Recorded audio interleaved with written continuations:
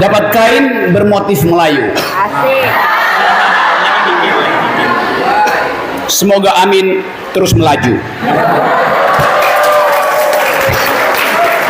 Kita ada di sini dalam upaya untuk melihat apa sebetulnya yang terjadi pada bangsa ini sehingga gagal mencerna buah reformasi itu. Mungkin satu waktu akan ada sejarawan, akan ada ahli politik untuk menerangkan bahwa Indonesia pernah satu bangsa dibohongi oleh seorang tukang mebel.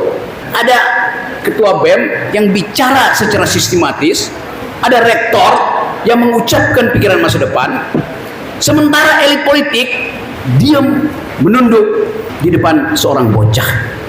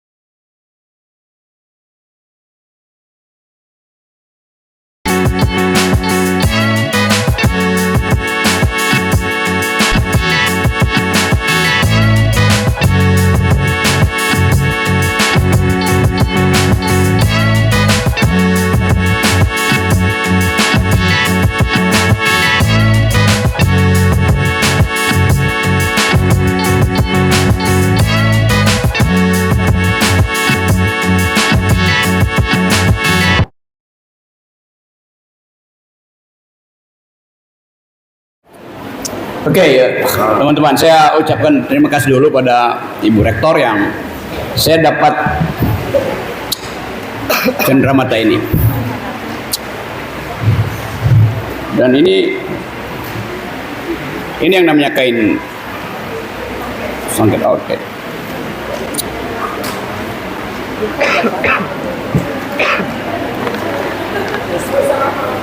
Oke, ya.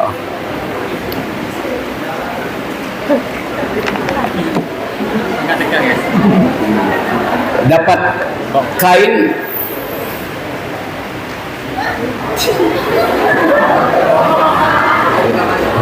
bukan kain ya, apa nih? Lakan, Pak. Lakan. Ya oke deh, apalah namanya.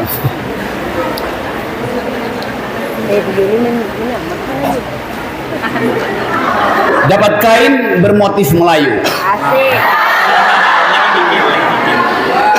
Semoga Amin terus melaju.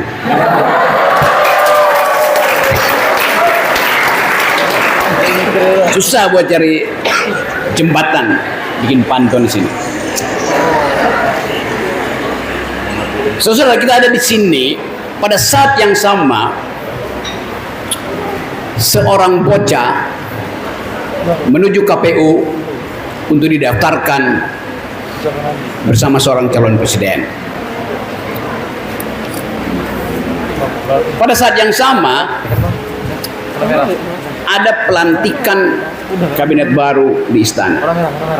Jam-jam ini kita lihat satu kontras. Ada mahasiswa, anak-anak muda yang oleh Bung Karno, presiden pertama Republik Indonesia, menyebut sebagai generasi pendobrak.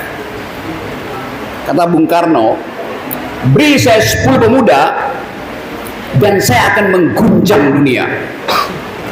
Kata Presiden Soekarno. Lalu seorang presiden mengirim seorang pemuda dan seluruh dunia terbahak-bahak Nomor dua. Karena asal usul si pemuda ini tidak jelas. Tiba-tiba dia ada di daftar nasional. Dia sulap kita, dan kita akhirnya tunduk pada keputusan si presiden. Dipaksa untuk memuliakan seorang anak muda yang kapasitasnya adalah mendorong-dorong gerobak martabak. Bukan mendorong bangsa ini seperti yang dimaksudkan oleh Bung Karno. Sesuatu yang menghina peradaban bagi mereka yang tadi dalam lagu Mars Mahasiswa menginginkan adanya peradaban. Yang Anda ucapkan tadi adalah janji Anda pada bangsa ini. Demi apa? Bukan demi dinasti, tapi demi rakyat yang bingung di persimpangan jalan. Kan itu lagu Anda tadi. Bukan itu deh. Jadi kita ada di sini dalam upaya untuk melihat apa sebetulnya yang terjadi pada bangsa ini sehingga gagal mencerna buah reformasi itu. Mungkin satu waktu akan ada sejarawan, akan ada ahli politik untuk menerangkan bahwa Indonesia pernah satu bangsa dibohongi oleh seorang tukang mebel. Itu yang terjadi pada kita. Tetapi saya sedang tadi ada ketua BEM yang bicara secara sistematis, ada rektor yang mengucapkan pikiran masa depan, sementara elit politik diam menunduk di depan seorang bocah. Satu waktu di dalam sejarah peradaban, Romawi yang adalah republik demokratis pertama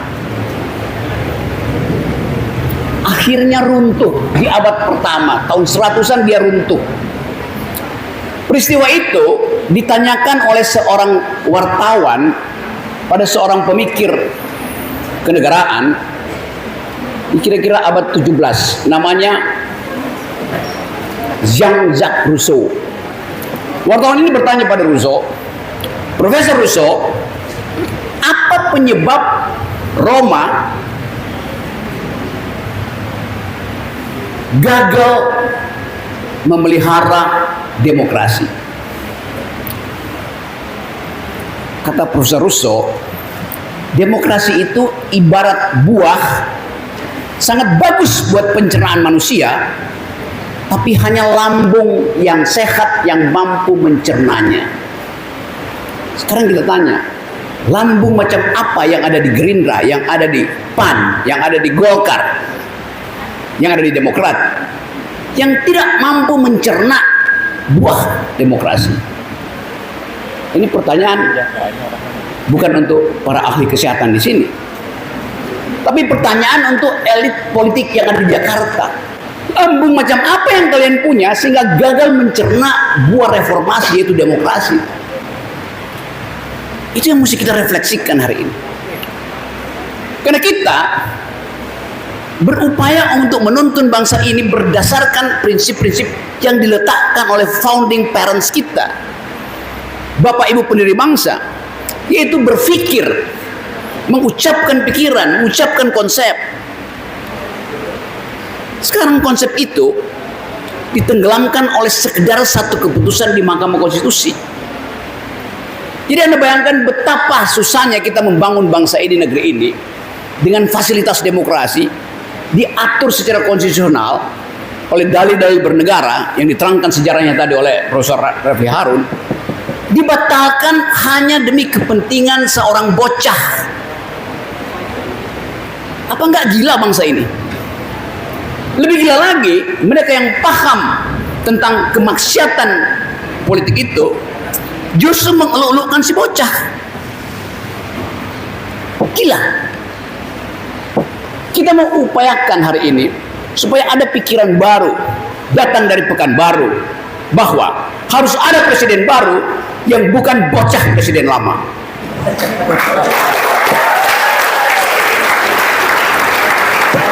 Hanya itu akhirnya harapan kita. Karena kita malas bertengkar secara akademis. Karena tidak ada lagi fasilitas untuk bertengkar secara akademis. Kalau saya bertengkar secara akademis, saya tidak ditunggu oleh para pengkritik saya, tapi saya ditunggu oleh undang-undang ITE, ditunggu oleh KUHP. Itu yang terjadi. Jadi Anda bayangkan sebuah negara demokrasi diobrak-abrik oleh keangkuhan satu orang. Yang tadi diterangkan oleh Pak Habil, tadinya dia ingin 3 periode, gagal. Tadinya dia ingin perpanjang, gagal. Tadinya. Tapi semua itu tidak mungkin kita batalkan kalau kita tidak punya kemampuan untuk mengatakan enough is enough. Gitu. Jadi kalau kita sekarang bergembira karena Anies jadi presiden atau siapapun jadi wakil presiden dia tuh, tapi kita tetap memelihara semacam, Anda tentu tahu siapa yang harus Anda pilih, tapi jangan Anda tidak ucapkan pilihan Anda pada mantan pacarmu, pada bekas suamimu. Itu intinya, kalau Anda pilih sesuatu di dalam keadaan yang kritis macam sekarang, Anda mesti ucapkan itu pada tetanggamu, pada supirmu, pada tukang kebunmu. Supaya gerakan untuk menghasilkan perubahan bukan sekedar diucapkan lewat mic, tapi dengan bisik-bisik, dengan pantun, dengan logika, macam-macam. Kita ada di dalam keadaan itu, kita nggak tahu apa yang akan terjadi. Padahal dari awal, pemilu 2024 akan berlangsung dengan perencanaan kecurangan. Itu jelas. Keputusan Presiden Jokowi hari ini mereshuffle seluruh menteri PDIP. Bayangkan, yang tadinya adalah markas dia, pasti menimbulkan dendam pada PDIP. Pertanyaan politisnya, kenapa Pak Jokowi nekat dan tega untuk melucuti Ibu Megawati? Ada soal apa? Bukankah dua-dua adalah murid ideologis Bung Karno? Kalau begitu ada problem dengan Soekarnoisme. Bukankah dua-duanya mengaku sebagai mewakili wong cilik? Kalau begitu ada yang palsu di antara mereka. Apa yang mesti kita terangkan dari pecahnya kongsi politik antara Jokowi dan Megawati? Apa dasarnya? Hanya satu, dendam politik. Padahal politik tarungan argumen, bukan tukar tambah sentimen. Itu yang terjadi di kita sekarang. Jadi saya mau lakukan prediksi bahwa 2024 yang akan berlaga adalah si curang versus si curang. Semua institusi peralatan politik dibagi dua. Yang ini pro sana, yang ini pro itu. Selesai. Jadi bagian ini yang membahayakan bangsa ini, karena dendamnya akan terus berlanjut. Seandainya Presiden Jokowi berhasil menjadikan Prabowo dan Gibran sebagai pasangan presiden, hari pertama udah ribut di DPR karena fraksi PDIP akan tetap kuat di DPR. Mungkin 2 minggu setelah itu di-impeach dengan segala macam alasan. Jadi tidak ada kedewasaan berpolitik kita di sini. Demikian juga sebaliknya, tidak mungkin Pak Jokowi tidak mempersiapkan diri kalau pada akhirnya yang menang adalah Ganjar dan Mahfud. Jadi kita mesti bayangkan bahwa pemilu ke depan adalah pertarungan hidup mati di antara para pendendam itu. Hanya itu dasarnya. Dan mungkin sekali bahwa dua-duanya akan runtuh sebelum pemilu berlangsung. Karena ini adalah intrik versus intrik, intelijen versus intelijen tuh. Jadi keadaan ini mesti Anda bayangkan. Tentu kita ingin ada sesuatu yang fair nanti, tapi saya nggak akan lihat ada fair play di situ. Foreplay-nya aja udah buruk, apalagi fair play, nggak dapat kita. Jadi teman-teman semua, kita mau diskusi itu tuh. Tadi udah diucapkan tentang gagasan bernegara, tentang potensi Indonesia untuk mencapai kemakmuran berikutnya tuh, tentang apa yang mesti kita lakukan supaya Anies atau Caimin mampu untuk membawa bendera yang mereka sebut perubahan tuh. Seandainya kita berpikir kritis, sekarang kita asumsikan Anies dan Caimin menang. Tadi saya bilang kalau Prabowo dan Ganjar menang. Bagaimana kalau Mahfud MD dan Ganjar menang tuh? Karena lebih baik Mahfud dan Ganjar, bukan Ganjar dan Mahfud. Kalau Anies dan Caimin menang, Apa yang akan dia lakukan 100 hari pertama? Kalau tagihan hutang yang dibuat oleh Jokowi sekarang, setiap bayi yang lahir hari ini dibebani hutang 50 juta rupiah. Bagaimana kalau tagihan Cina?